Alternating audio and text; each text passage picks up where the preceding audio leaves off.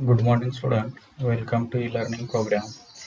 In last पिरियडमध्ये आपण application of डेरिव्हेटिव्हचे जे 4 ॲप्लिकेशन्स आहेत ते 4 ॲप्लिकेशन आपण पाहिलेले आहेत. तर पहिलं ॲप्लिकेशन आपण पाहिलं होतं application of derivative to tangent and normal. तसं सेकंड ॲप्लिकेशन जे आहे ते derivative as a rate measure. Third जे आहे ते अप्रॉक्सिमेशन पाहिलं आणि चौथं ॲप्लिकेशन पाहिलं आपण Rolle's theorem and Lagrange's mean value theorem. आता पुढचं जे 5वं ॲप्लिकेशन आहे ते 5वं ॲप्लिकेशन आपण पाहूया. 5वं ॲप्लिकेशन जे आहे ते इन्क्रीजिंग अँड डिक्रीजिंग फंक्शन. आता यावरती CETला क्वेश्चन विचारतात पहा. फंक्शन दिलेलं असेल त्या फंक्शनचं इन्क्रीजिंग आहे की डिक्रीजिंग आहे ते ओळखायचे, असं एक क्वेश्चन परीक्षेला तुम्हाला विचारतात CETसाठी. Increasing and decreasing function. सुरुवातीला आपण इन्क्रीजिंग फंक्शन घेऊया. डेफिनेशन पाहू.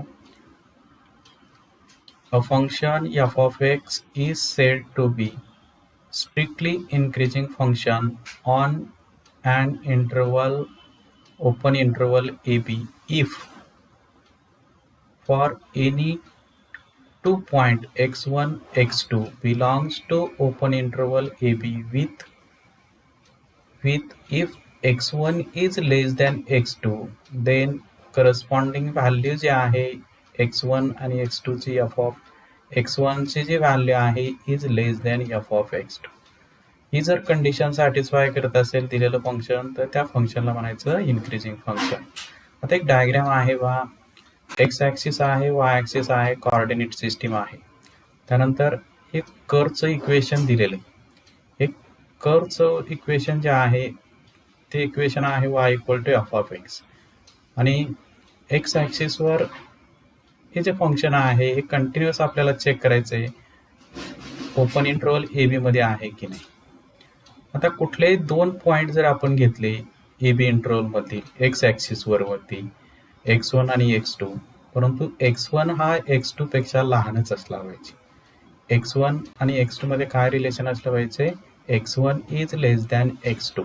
मग त्याच पॉइंटला करस्पॉन्डिंग फंक्शनची जी व्हॅल्यू आहे x1 ला f of x1 ची व्हॅल्यू आणि x2 ला f of x2 ची व्हॅल्यू, f of x1 ची व्हॅल्यू लहानच येत असेल, लेसच येत असेल f of x2 पेक्षा, तर हे जे दिलेलं फंक्शन आहे या फंक्शनला म्हणायचं increasing function in open interval AB मध्ये.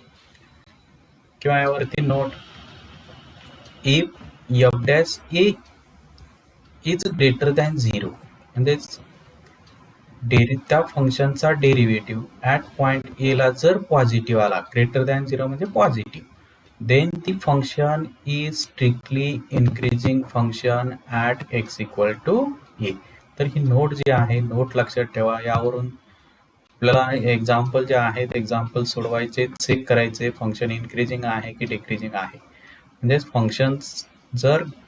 फंक्शनचा डेरिव्हेटिव्ह जर ग्रेटर दॅन 0 येत असेल तर त्या फंक्शनला म्हणायचं increasing function at x equal to a पॉइंटला. असंच आता डिक्रीजिंग फंक्शन पाहूया आपण. Decreasing function definition. A function f of x is said to be strictly decreasing function on an interval open interval AB if for any 2 points x1 आणि x2 belongs to open interval AB with relation, त्यामध्ये काय relation असेल, if x1 is less than x2 then किंवा we have f of x1 is greater than f of x2. म्हणजे x1 पॉइंटला f of x1 ची value ही ग्रेटरच येत असेल x2 पॉइंटला f of x2 पेक्षा, म्हणजे तरच दिलेलं फंक्शन काय म्हणायचं डिक्रीजिंग फंक्शन. आता एक डायग्राम आहे, कर्वचं इक्वेशन आहे. ते जे कर्वचं इक्वेशन आहे ते डिफाईन केलंय ओपन इंटरवल AB मध्ये.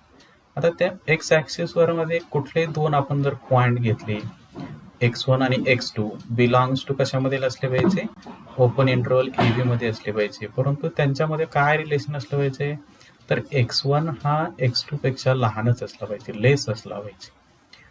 x1 is less than x2, परंतु x1 ला f ऑफ x1 ची व्हॅल्यू आणि f ऑफ x2 ला f ऑफ x2 ची व्हॅल्यू त्यांच्यामध्ये रिलेशन काय आलं पाहिजे येईल, तर x1 ला f ऑफ x1 ची व्हॅल्यू ग्रेटरच असली पाहिजे x2 पेक्षा, f ऑफ x2 पेक्षा. असं जर कंडिशन सॅटिस्फाय करत असेल दिलेलं फंक्शन, तर त्या फंक्शनला म्हणायचं decreasing function on the open interval a b. Definition लक्षात ठेवा. Note, if f dash a is less than 0, जर फंक्शनचा डेरिव्हेटिव्ह लेस दॅन 0 असेल, निगेटिव्ह येत असेल, then the function is strictly decreasing function at x equal to a. Positive आलं तर increasing, negative आला तर डिक्रीजिंग फंक्शन.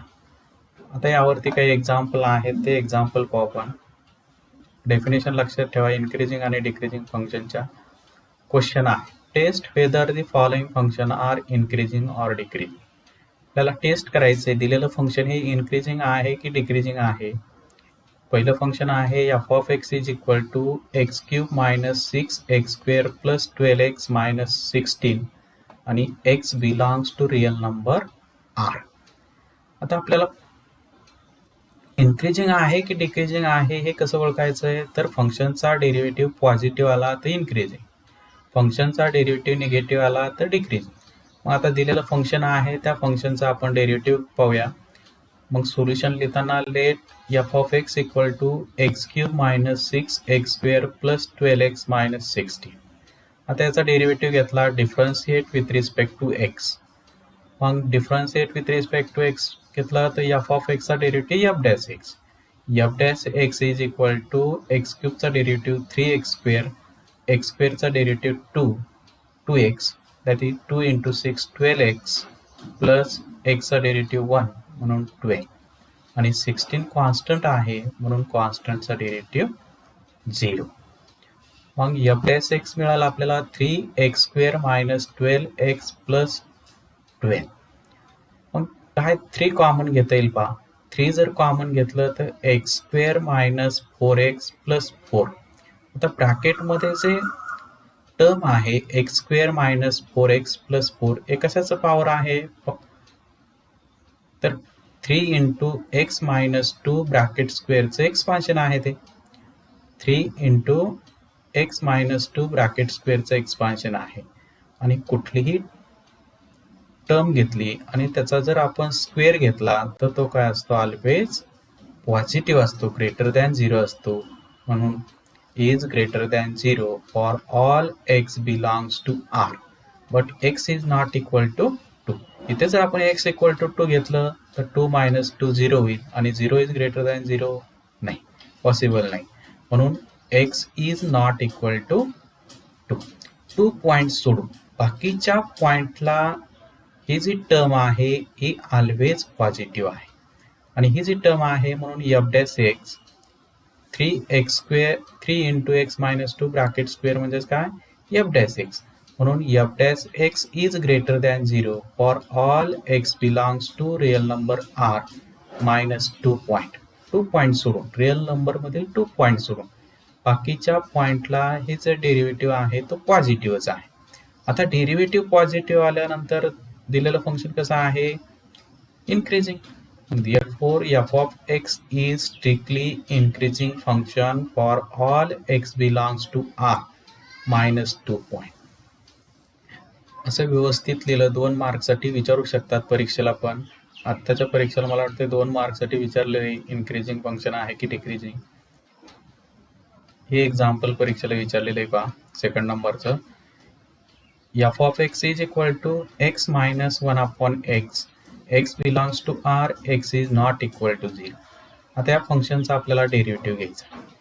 मग दिलेलं फंक्शन घेतलं f of x equal to x minus 1 upon x. मग डेरिव्हेटिव्ह येईल f differentiate with respect to x घेतलं, f of x चा derivative therefore f dash x, x चा डेरिव्हेटिव्ह 1 आणि 1 upon x चा derivative minus 1 upon x square. म्हणून minus minus plus होईल 1 upon x square. आणि ही जी टर्म आहे ही टर्म कशी आहे, ग्रेटर दॅन 0 आहे, म्हणजे कुठं एक्सचा स्क्वेअर घेतला तर तो काय असतो, ग्रेटर दॅन 0 असतो.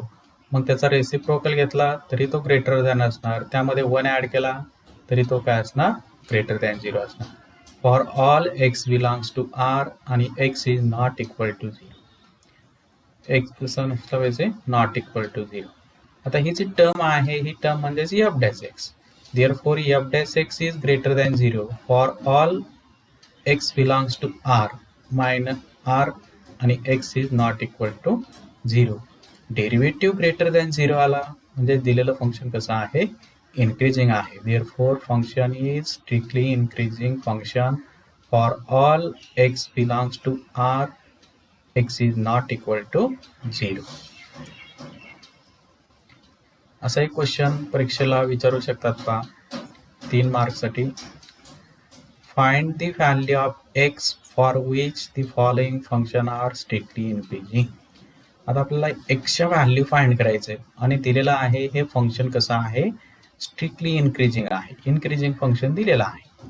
मग सोल्युशन कसं फाइंड करायचं, दिलेलं function let f of x equal to 2x² 2x³ minus 3x² minus 12x plus 6 हे फंक्शन दिलेलं आहे. मग याचा डेरिव्हेटिव्ह घेतला, differentiate with respect to x. आपल्याला f dash x greater than 0 दिलेलं आहे, म्हणून एफ डॅश फाइंड करायचं असेल तर त्याला डिफरन्शिएट करावं लागणार आहे. म्हणून differentiate with respect to x दिलं तर एफ ऑफ एक्सचा derivative f dash x is equal to x³ derivative 3x², 3 into 2 म्हणजे 6x² मायनस x² चा derivative 2x, 2 into 3 is 6x minus एक्सचा डेरिव्हेटिव्ह 1 म्हणून 12 आणि 6 कॉन्स्टंट आहे त्याचा डेरिव्हेटिव्ह 0. तर हा आला डेरिव्हेटिव्ह. आता याचं पुढे आपल्याला दिलेलं आहे, त्याच्यामध्ये दिलेलं आहे की गिव्हन फंक्शन जे आहे स्ट्रिक्टली इन्क्रीजिंग फंक्शन आहे. मग therefore since F of x is strictly increasing function if f dash x is greater than 0. मग F dash x greater than 0 दिलेला आहे, मग फंक्शन आपण त्याचा डेरिव्हेटिव्ह घेतलेला आहे, मग हा derivative greater than 0. That is f dash x is equal to 6x² minus 6x minus 12 is greater than 0. Therefore हा 6 जर आपण कॉमन काढलं, 6x² minus 6x minus 12 is greater than 0. 6 common घेतलं तर ब्रॅकेटमध्ये येईल x² minus x minus 2 is greater than 0. हा 6 right side आहे तो लेफ्ट साईडला घेतला तर तो राईट साईडला घेतला तर काय होईल, 0 होऊन जाईल. म्हणून x² minus x minus 2 is greater than 0. हे क्वाड्रेटिक इक्वेशन आहे, याचे फॅक्टर फाइंड केले. -2चे असे फॅक्टर फाइंड करायचे की त्या सबस्ट्रॅक्शन आलं पाहिजे मायनस, म्हणून x² minus 2x plus x minus 2 is greater than 0. पहिल्या 2 टर्म मधून x कॉमन घेता येईल, म्हणून x कॉमन घेतलं तर ब्रॅकेटमध्ये राहील x मायनस 2 आणि लास्ट मधून +1 कॉमन घेतलं म्हणजे पहिला फॅक्टर येईल x प्लस 1 आणि सेकंड फॅक्टर येईल x minus 2 is greater than 0. आता हे 2 नंबर जे आहेत, फॅक्टर म्हणजे 2 नंबर आहेत, हे 2 नंबर पॉझिटिव्ह केव्हा असतील तर पहिला फॅक्टर पॉझिटिव्ह असेल आणि दुसरा फॅक्टर पॉझिटिव्ह असेल तर त्यांचा प्रॉडक्ट काय असणार आहे, पॉझिटिव्ह असणार आहे. किंवा ऑर पहिला फॅक्टर निगेटिव्ह असेल आणि दुसरा फॅक्टर निगेटिव्ह असेल तर त्यांचा प्रॉडक्ट घेतला आपण तर तो पण काय असणार आहे, पॉझिटिव्ह असणार आहे. Since AB is greater than 0 म्हणजेच if first factor is equal to 0 किंवा first number is greater than 0, second number is greater than 0 किंवा first number is less than 0, second number is less than 0. यावरून कसं लिहिता येईल, that is x plus 1 is greater than 0 and x minus 2 is greater than 0 किंवा or x plus 1 is less than 0 and x minus 2 is less than 0. मग आपण याच्या 2 केस तयार करूया. पहिली केस जी आहे, पहिला factor positive, second factor positive. पहिली केस घेतली, केस number 1. when x plus 1 is greater than 0 and x minus 2 is greater than 0. That is x is greater than -1 हा 1 राईट साईडला घेतला तर -1 होईल. तसंच हा -2 राईट साईडला घेतला तर प्लस होईल. That is x is greater than -1 and x is greater than 2. आता x इज ग्रेटर दॅन -1 म्हणजे कुठले नंबर? -1 पेक्षा लहान, ग्रेटर मोठे, म्हणजे 0 आला, 1 आला, 2 आला, 3 आला, 4 आला, टू इन्फिनिटीकडे. आणि x इज ग्रेटर दॅन 2, 2 पेक्षा ग्रेटर, मग कुठले? 3 आला, 4 आला, 5 आला, 6 आला, 7 आला, परंतु त्यामध्ये कॉमन आहे. अँड म्हणजे दोन्हीमध्ये कॉमन कुठले आले?